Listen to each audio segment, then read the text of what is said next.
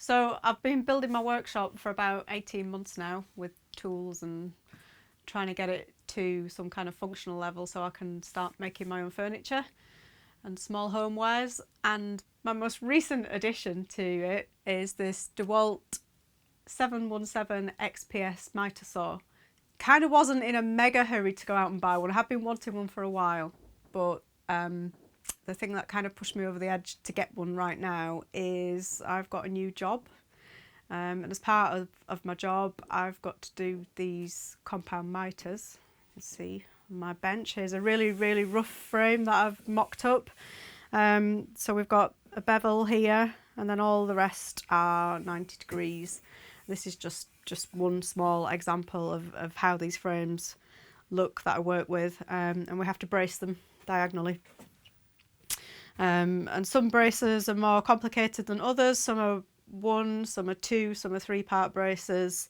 But I've just done I was going to say perfect square, but almost perfect square here, just to get used to putting this bracing in and dealing with this bevel at the bottom.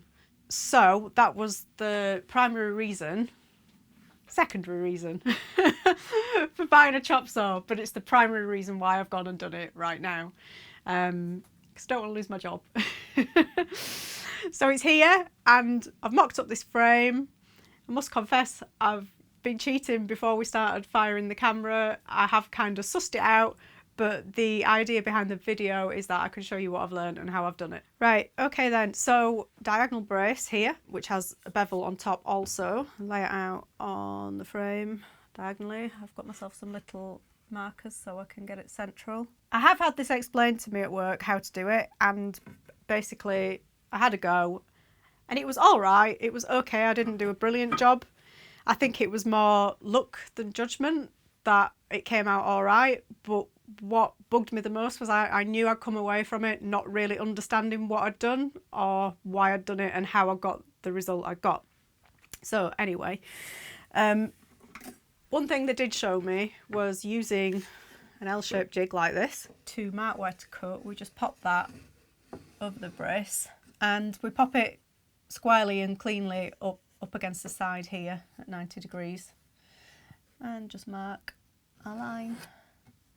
So that's plain and simple. I know where to cut there to make it fit in on this one, approximately 45 degrees.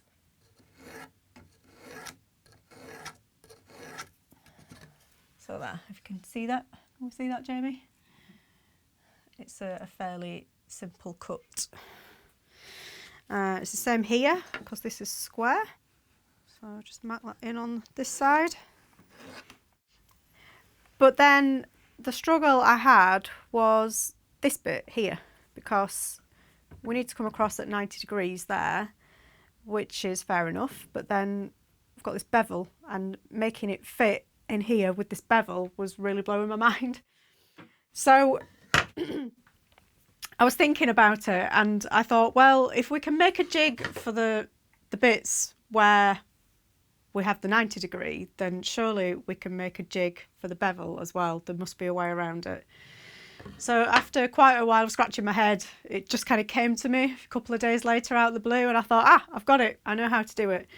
And I figured that if I could take a piece of wood that is basically the inverse of this angle, so if you can see there, that butts up against there, and then you can probably see the rest, attach a jig to it.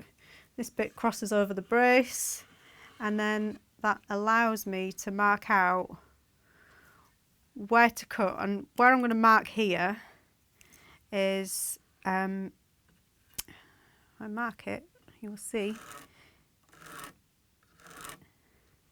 whoops, is basically in line with the top of where this brace is going to go when it slots into place. So it's going to be in line with where this board ends and this line is here. And just move the jig out of the way. And I'll set the mitre saw to, this bevel is about 18, 19 degrees. So I just write myself a little reminder there that I need to cut that side beveled. So that's it. I'll take it over to a chop saw. Mitre saw. Right, so pop this round to 45 degrees. Set the bevel. I'm going sort of about 18.5, just shy of 19. And then line the cut up, and that's about where I want it.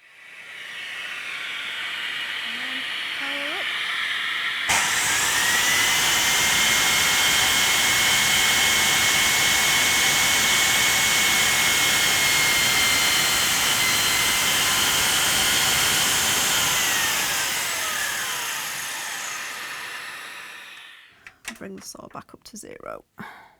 There we go.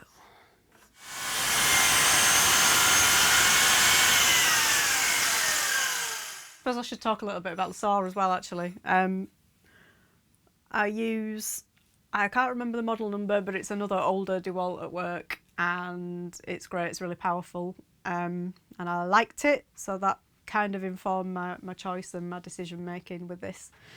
And in my other job, I also use a Festool mitre saw, which is lovely. It is very nice.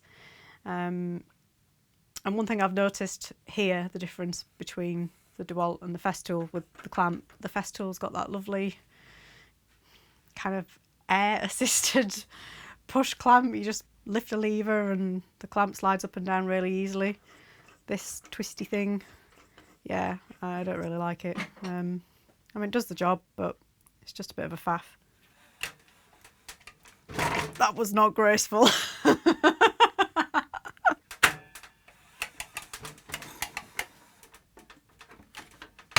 I've just set up this other cut.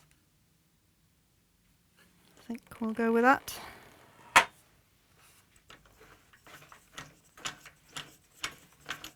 Oh, it moved. See? That's the other thing I don't like about the clamp. Oh dear. Okay, let's go with that and hold the timber in place while I clamp it.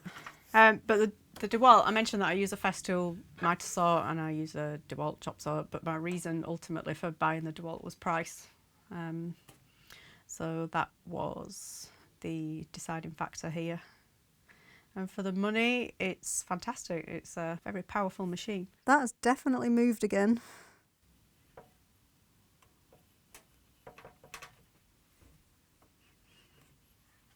Okay.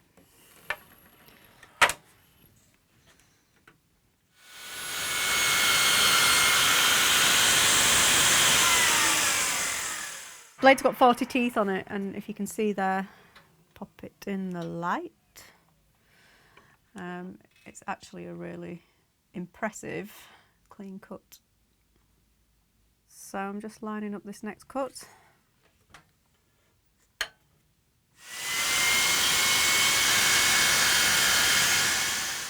And that's that. Shall we see if it fits?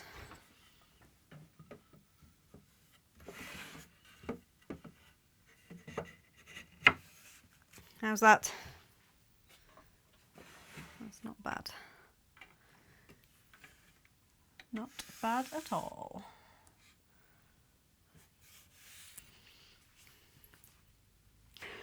Ta-da! Just to make sure that that wasn't a fluke, I'm going to do it again. But this time I'm going to go this way. Keep the bevel this way up again. And we'll slice it in half in the centre here. So just line it up as we did before on the little markers.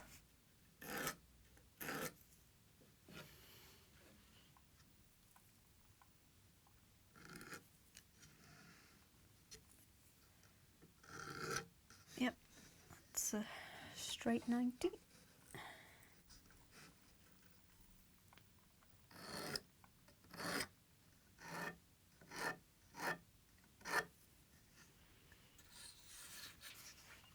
Okay, so now I could use either one of these, left hand or right hand. Yeah, I probably should say I made this one first, which works great when you're working this way around.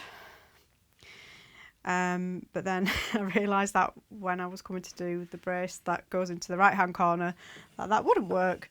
So I probably should have just made one jig and made like a T shape on top, but it was too late. I'd already made one this shape. So I just made a mirror image of it for the right hand side. But in this instance, it doesn't matter. I could use either or because I've got space on both sides. So we'll just mark out here.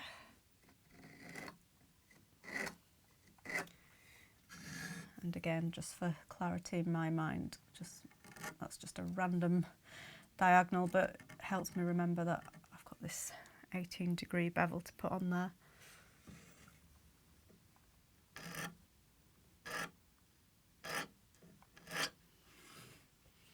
So that's it, we've got them all, so over to the saw. So I'll pop it to match the bevel, which is just shy of 19.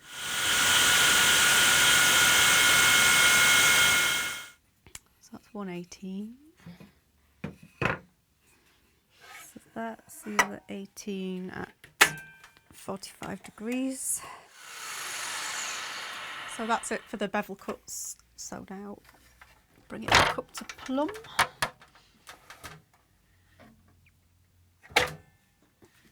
And 45 degrees to the opposite side.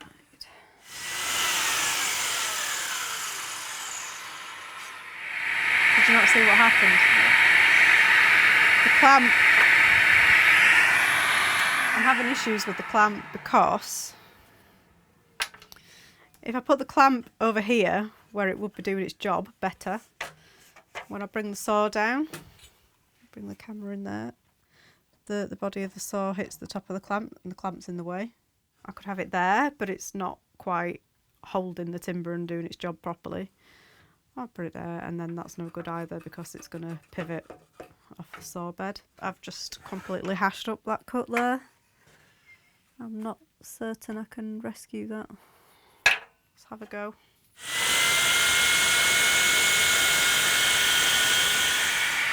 I think I've managed to rescue that.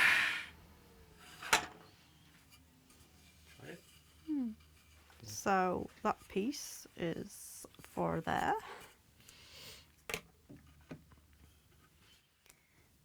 And it's a smidge too big, so I'll just trim a tiny bit off here.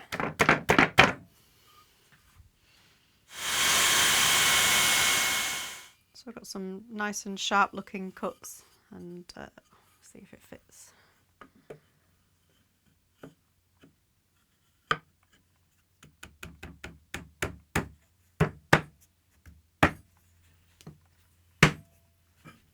Not bad. On the DeWalt Mitre saw, we've got this shadow line to cut to, unlike the Festool Capex, which has the laser, and many other Mitre saws that also have the laser. I'm not certain, but the shadow line may be unique to the DeWalt. And I find it cuts slightly off the shadow. I guess every tool's different and you kind of got to get to know all its little nuances. But it has got some advantages over the Festool Mitre saw or any other Mitre saw with the laser. And that is that it hasn't got a laser, so it doesn't get clogged up with dust. I know when I've worked with the Capex, quite often you can't see the laser, or if the sunlight's shining through the window, it's really difficult to see where the cut's going to be made. I do believe, actually, not that I've had this problem yet with this, but I have heard people say that also if you're working outdoors with this in extreme sunlight, it also makes it difficult to see. But so far, so good. I'm liking it.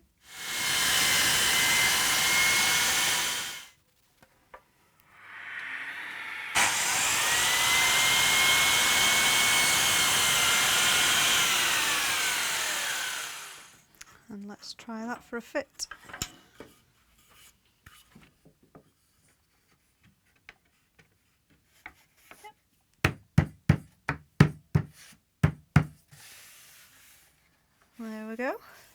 So I fitted it together and it seems to go in okay, it's fine, and I'm just going to get down here now and check that the two pieces are running straight and that there's no doglegging, and it appears to be okay, and so that's it.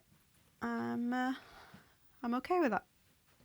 Well, thanks for watching along and listening. I hope there's been something in here that's been helpful and useful to you too. Certainly been helpful to me to be kind of putting it together and learning on the fly. So yeah, thanks, and hopefully see you again. Please subscribe and click the bell for notifications if you like what you see.